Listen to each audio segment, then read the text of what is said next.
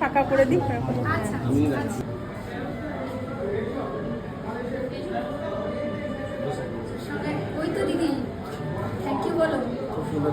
Thank you, thank you.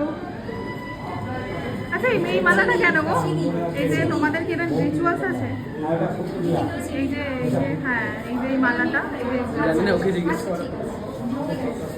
এই দোয়েল, এই যে মালাটা কি রিচুয়ালস তোমাদের?